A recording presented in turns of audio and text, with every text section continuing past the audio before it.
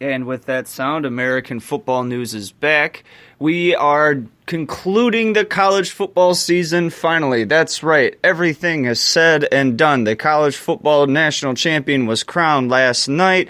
The bowls are all done and over with. The final rankings are out. Players have declared for the draft. Some are staying back in college. And at the end of the day, Nick Saban fell flat on his face at the biggest moment of his career with the University of Alabama. This is American Football News College Football Bowl Result Show. We are going to take the time to break down some of the more important bowl games from this past month and a quick rundown and recap of the national championship game and how the two teams that got there. We start things off by congratulating all the students, staff, faculty, fans, and all that on a fantastic 2018-2019 college football season. We here at American Football News have had a lot of fun updating everybody with news and updates and stats and following those teams that had revenge tours. We're talking about Michigan, and those who went undefeated, Notre Dame, Clemson, and Alabama, and those who fell well short of expectations. Michigan State is the top dog in that category.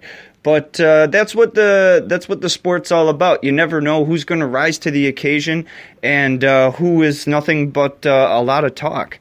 So here we go. We're going to break down some of the college football bowl games and their results. Let's see. We started off a long time ago, it seems, about a month ago, with the bowl games. And we had several that started in the middle of December. And the college football bowl season just concluded last night with the national title game at Levi's Stadium near San Francisco, California. And we're just going to run through a bunch of these results really quick, and we'll continue on there.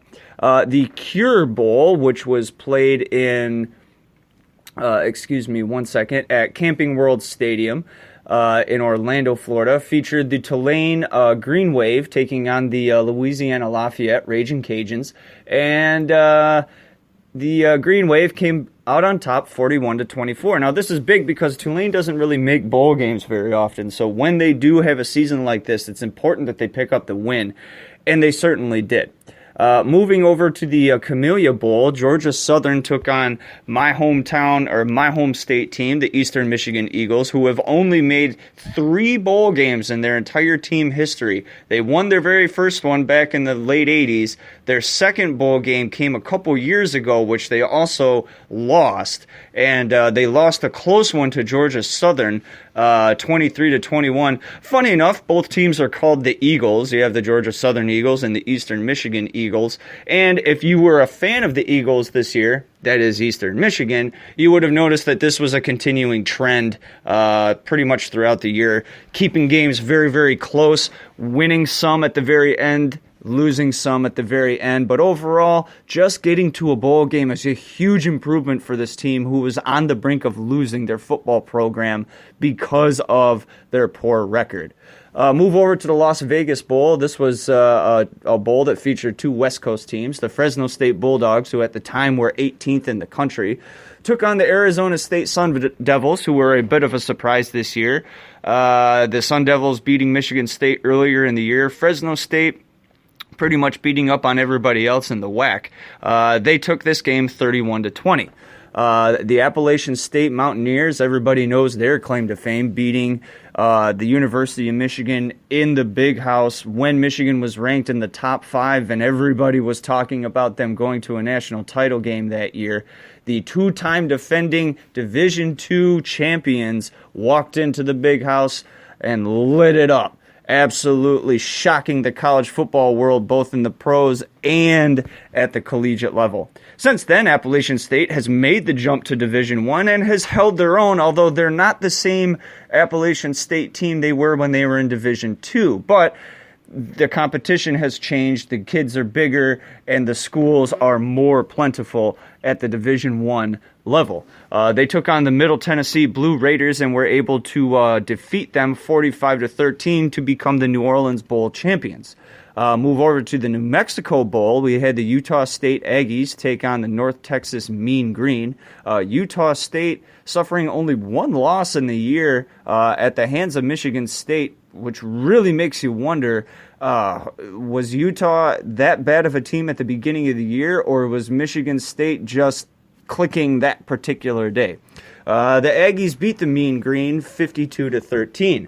Move over to the Boca Raton Bowl. The UAB Blazers took on Northern Illinois. UAB lost its football program, got it back, and has had nothing but success ever since. This was a bowl game that many felt they had to win to sort of keep their football program, in the black, and they didn't disappoint, taking it to the WAC team, the Northern Illinois Huskies. UAB was able to roll through this game 37-13. Move over to the Frisco Bowl. The Ohio Bobcats took on the San Diego Aztecs and served up the goose egg 27-0.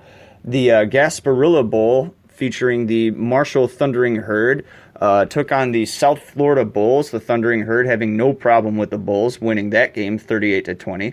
The Bahamas Bowl, which is aptly played in the Bahamas, was a pretty good showdown. These two teams played one another a couple years ago in the then Little Caesars Pizza Bowl in Detroit, Michigan. And good to see them playing one another again. The Toledo Rockets took on the FIU Golden Panthers, and the Golden Panthers beat the Toledo Rockets again, this time 35-32. Move over to the Idaho Potato Bowl. Yet another home state team of mine, the Western Michigan Broncos, took on Brigham Young University and the Cougars. And those Mormons really took it to Western Michigan, defeating them 49-18. The Birmingham Bowl featured the Wake Forest Demon Deacons taking on the Memphis Tigers. The Wake Forest Demon Deacons holding on to secure the win with a last-second offensive onslaught, and defeated the Memphis Tigers 37-34. Move over to the Hawaii Bowl, which has Hawaii playing in it. The Louisiana Tech Bulldogs took on the Rainbow Warriors, and this time the Rainbow Warriors fell flat on their face. The Bulldogs too much to overcome. Final score on that one, 31-14. Move over to the Armed Forces Bowl. Usually this bowl game features at least one of the Armed Forces teams. This year it was the Army West Point Black Knights taking on the Houston Cougars, and this is a Houston team that is a shadow of its former self. The then 19th-ranked Army Black Knights absolutely lit up the scoreboard. Final score on that one, 70-14. Move over to the Dollar General Bowl. The Troy Trojans took on the Buffalo Bulls, who were a bit of a Cinderella team this year, coming out of nowhere and giving teams fits. The Trojans too much, though, and quickly overpowered the Bulls and won the Dollar General Bowl game 42-32. Move over to the Quick Lane Bowl. This is the newest bowl game in Detroit, Michigan. It used to be called the Motor City Bowl. Then it was the Little Caesars Pizza Bowl. Now we're at the Quick Lane Oil Change Bowl. And this was one of the more intriguing Detroit bowl games that I've seen in a long time. I'm not that old. I'm only 33, but I've seen a good number of games. And this one was probably the most interesting. P.J. Fleck and the Minnesota Golden Gophers took on the Georgia Tech Yellow Jackets, and the Golden Gophers absolutely laid a whooping on them, 34-10. And you heard it through me first here at American Football News. The Minnesota Golden Gophers will be playing either for a Big Ten Western Division title, or will be playing for a Big Ten title here in the next 2 years. P.J. Fleck has got a very young team. This is a guy that took a Western Michigan team from the dumps to the promised land in literally 2 or 3 years. And it seems to be he's doing the same thing at Minnesota. So only good things can come out of the lake, or the state of 10,000 lakes. Move over to the Cheez-It Bowl. This was a very boring game and a very low-scoring game. The California Golden Bears took on the TCU Horned Frogs, and believe it or not, this went into overtime. And when I say the final score, you'll be like, what the hell happened? TCU wins in overtime 10-7. 10-7. That means it was 7-7 for quite a long time in that bowl game. No offense. Lots of defense, though. Move over to the Independence Bowl. These are two teams that would, if they met on a basketball court, would be pretty intriguing, although not this year.